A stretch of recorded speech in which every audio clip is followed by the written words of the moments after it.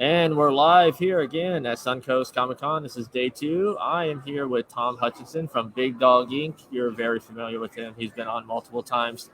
Tom, how you doing, man? Doing well. Doing well. We got a little moment in time, so we'll come do some chit chat. Yeah. So, what do you think of Suncoast Comic Con so far? It's nice. I've been doing a lot of little shows lately. I'm enjoying the little shows more. It's you get more time with the people that are in front of your booth rather than just a mass of people that you're just like, hey. People can come up to your booth, you can talk to them, you can get involved with them. So yeah, I like the little shows. And you have some really cool things I'm looking at right here. You have an exclusive that you guys did with Marissa Pogue as the artist. Trying to avoid some glare there. Yeah, so this is let me see if I turn this off. There we go. So there's Marissa Pope, Nia Rufino colors. This is for Suncoast Comic Con. It's our camp crossover that we did last year with a new cover on it for Suncoast. We did 75 of these. We're probably at least about halfway through. We also did some holofoils, which are basically gone already. So we do have these. If anyone's interested, you can always get a hold of me through social media. And then any that are left after the show's done, they'll go up on our website. Right. And then it's got a little hockey mask there. So there's a special anniversary this year that no one has really noticed. So there's the little hockey mask right there. It's Friday the 13th, part 3, 40th anniversary. And so when I was going to do a camp cover, I was like, well, let's throw a little tribute out to Jason and the origin of the mask, which was part 3, not any of the other movies. So that was fun to do, and no one has noticed, which is hysterical. And I'm not going to tell them. I'm going to let them get home and be like, oh, what's the mask for? And let them figure it out. And then as I know, you are a huge Godzilla fan, as we can see right here on your shirt. Yeah.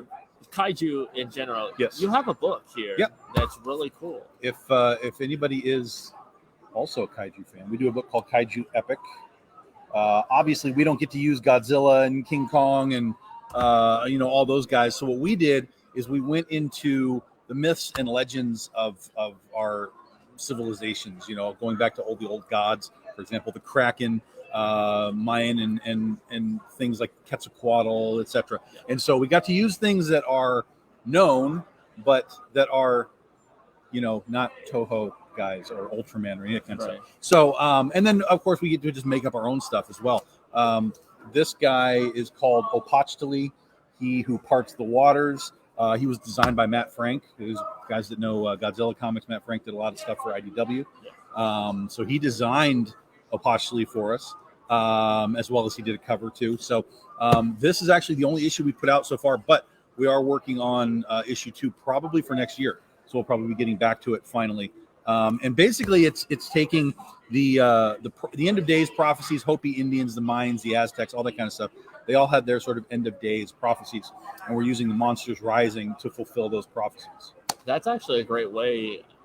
I don't know why anybody didn't think of that before, but that's awesome. Yeah. Is there any special anniversaries next year involving any kaiju that you know of? 1983, or 2023. I don't know. 2023. I want to say that's 90 years of King Kong. Wasn't he 33? Yeah, 1933. 1933. So 90 years of Kong next year. So that's out there. That's out there. And then Godzilla will be. I'm sure there's one of the films. 65. Well, there's always anniversaries for the films. Yeah. So this year it's Hedorah. It's 50 years of Hedorah. Or no, sorry, not Hedorah.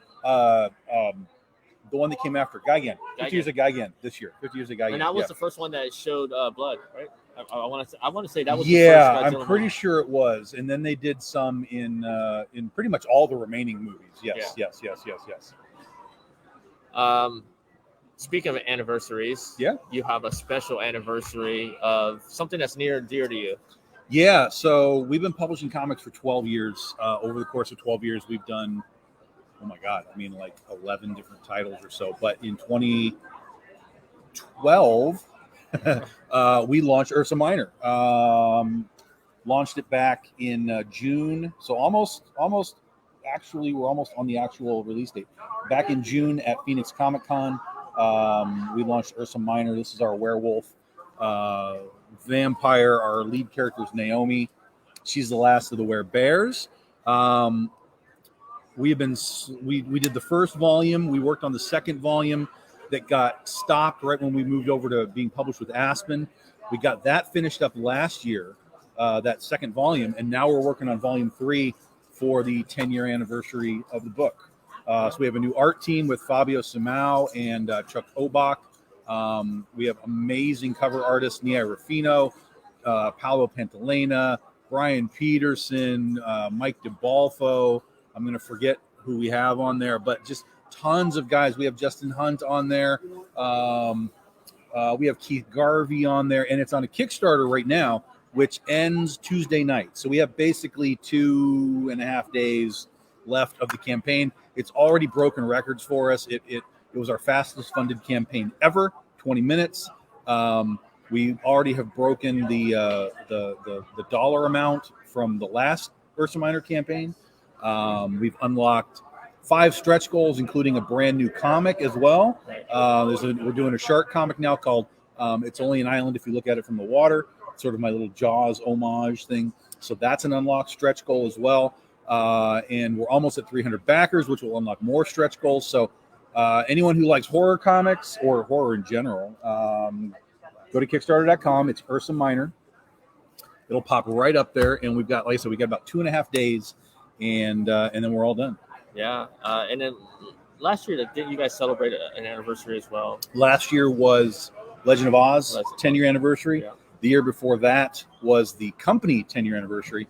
And then the 2 titles that we released in our first year was Penny for Your Soul and Critter. So, yeah, so we've had these nice 10-year milestones sort of, checking off, which has been fun. And speaking of Critter, an action figure. The action figure was funded. Yep. We're hoping to have these things out in the fall, maybe by Christmas. It just kind of depends on a few elements, including shipping, because they have to come over on the boat. But a lot of that stuff is beginning worked out. All the trucking and everything is starting to smooth out. So we're hoping we won't get caught in too much of that. Yeah. And we should have them out this year. Yeah, and I think I asked you when you were on before, your initial reaction to seeing the figure. Unbelievable. And I haven't seen it in person yet. Like, I haven't actually held one. But seeing the pictures of it is just mind-blowing. I can't even the company, when they put it together, they were like, yo, this looks really good. I was like, okay, good. If you guys like it, then I'm probably going to like it. But yeah, it's kind of like the cosplay. Like, we've had Critter cosplayers, and seeing Critter come in at a con, like walking down the aisle, it's just like, it's the blue and it's the white, and it just is like bang, and you can't take your eyes off it. It's such a, it's such a great costume. That, I mean, how would we know what it would look like in real life, right? We're just drawing it on the page. But when you actually transfer it into real life, and it's those colors are matching up, and then the red hair, it's like, man, that looks so good. And now the action figure, the toy, it looks fantastic from the pictures.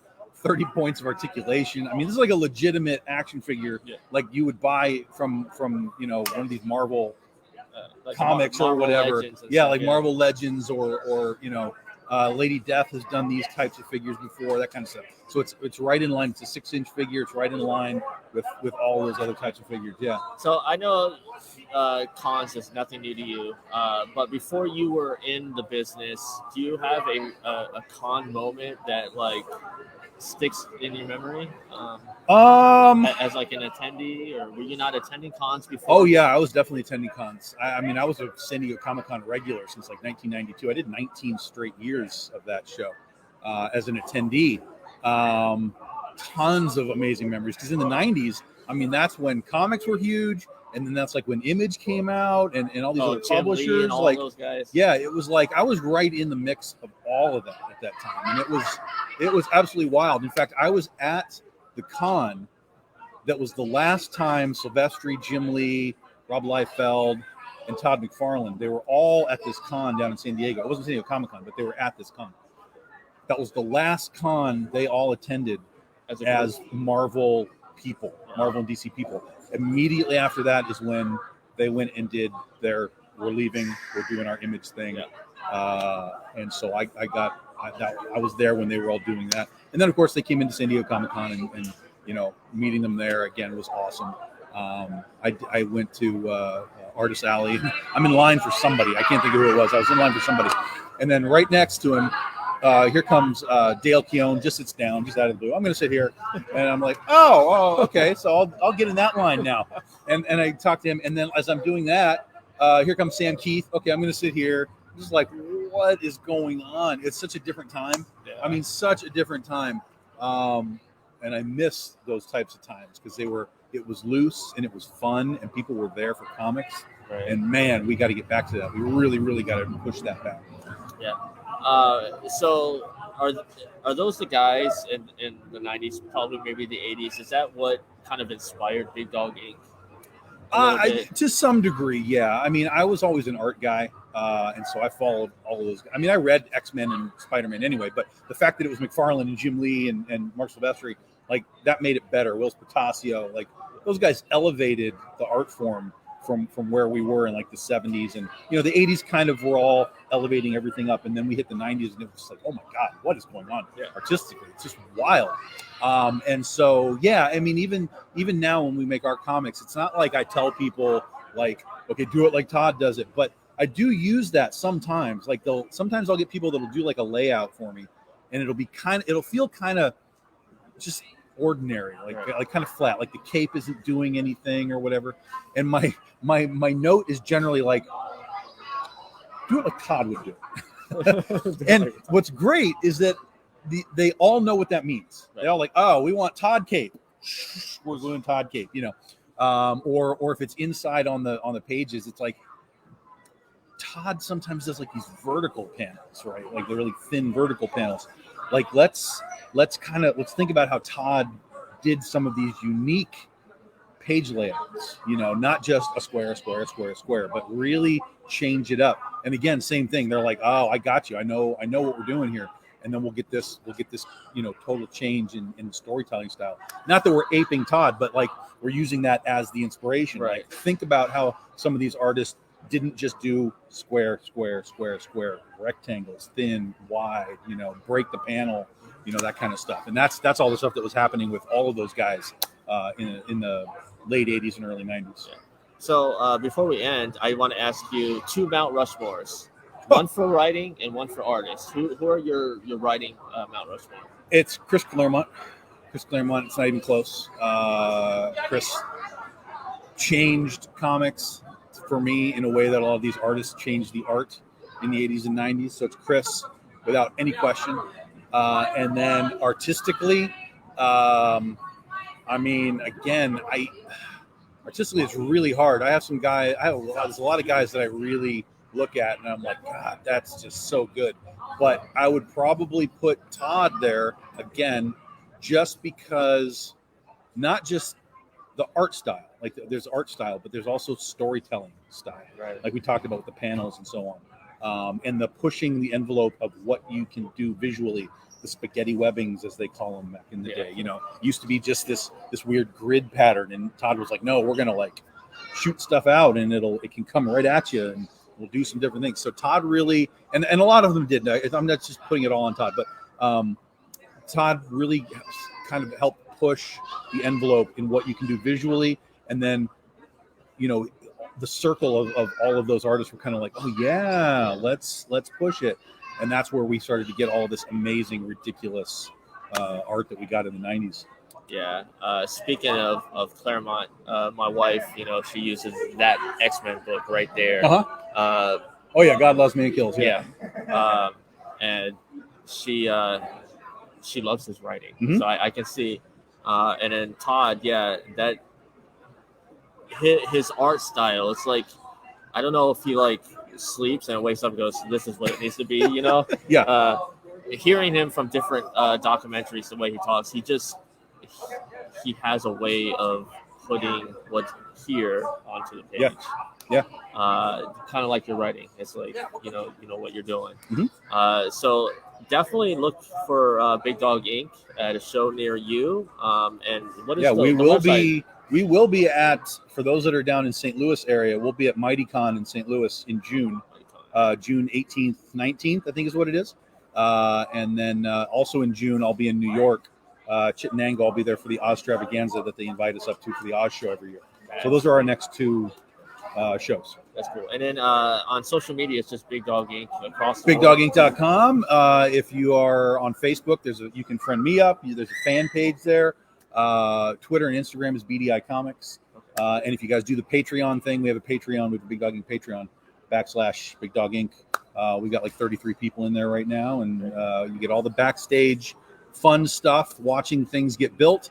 We have special offers for those guys that only they can get, including just getting a 6-month free comic just for being a part of the Patreon for 6 months. So, Nice, yeah. Yep. And then, of course, always look for you on Kickstarter. Correct. You pretty much live on Kickstarter. Yeah, but pretty much quarterly at least. We're going to be ending Ursa Minor on Tuesday.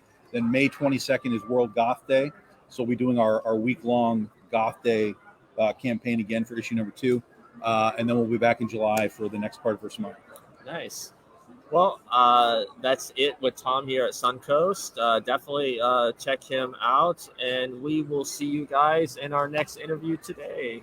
Have a good one.